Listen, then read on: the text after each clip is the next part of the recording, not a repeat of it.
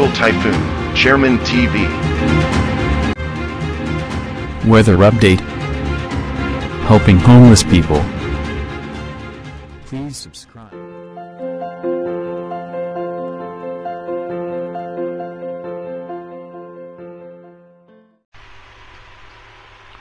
Magandang umaga po. Ito po ang latest update natin ngayong araw, June 8, 2024.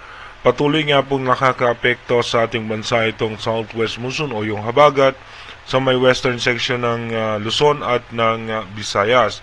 Asahan nga natin may mga tsansa ng pagulan sa Ilocos Region, Zambales, Bataan at Palawan. Sa Metro Manila naman, asahan natin yung localized thunderstorm.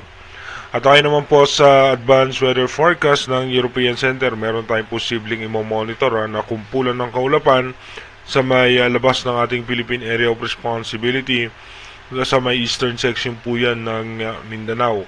Alamin po natin kung ano nga ba yung magiging posibleng senaryo nitong nasabing kumpulan ng kaulapan. At dito naman sa ating rain map animation, mapapansin nga po natin na mamaya nga pong alas 12 ng tanghali, magiging maayos at maganda po ang lagay ng panahon, makulimlim at malinsangan ang lagay ng panahon sa eastern section ng Visayas, Mindanao at maging dito nga po sa may parte ng Bicol Region. Dito naman po sa may parte ng Luzon ay magiging makulimlim ang kaulapan at may tsansa ng pagulan sa may western section ng Luzon. Dito po yan sa Ilocos Region, sa may Cagayan Valley, sa may Bataan at Zambales. At pagdating naman po ng alas 3 ng hapon, may tsansa na rin po ng mga pagulan sa halos sa malaking bahagi ng Luzon, kasama na po dyan ang Southern Luzon, at maging sa may parte ng Palawan, may mga posibilidad na rin po ng pagulan.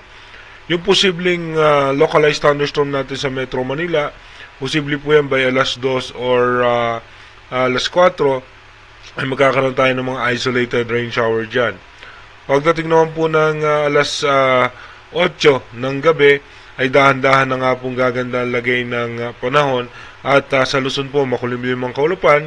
Sa may Bicol Region naman at Visayas, maging sa Mindanao ay mananatiling maayos at maganda ang lagay ng panahon. Dumako na nga po tayo sa ating advanced weather forecast. Dito nga sa ating advanced weather forecast, bukas nga po June 9, mababawasan pa rin po yung mga pagulan dahil nga po bahagyang hihina yung southwest monsoon o yung amihan, yung habagat. At pagdating po ng June 10, dito nga po konti lang din po yung mga pagulan na dala ng habagat.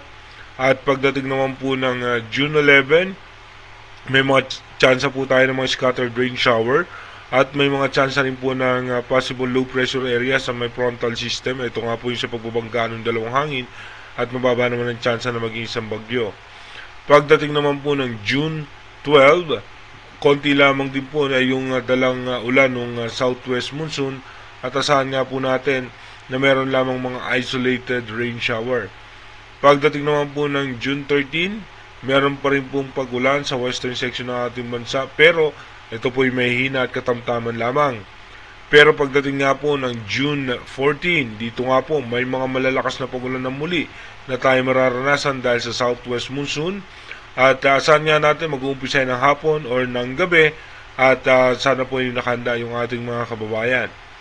Pagdating naman ng June 15, tuloy-tuloy po magkakaroon ng mga posibilidad ng pagulan hanggang June 16. Pero pagdating po ng June 17, mababawasan po yan ng bahagya. At ito nga po yung kumpulan ng kaulapan na posibleng maging low pressure area ay imo-monitor nga po natin kung ano nga ba yung magiging posibleng senaryo nitong nasabing kumpulan ng kaulapan sa labas ng ating Philippine Area of Responsibility.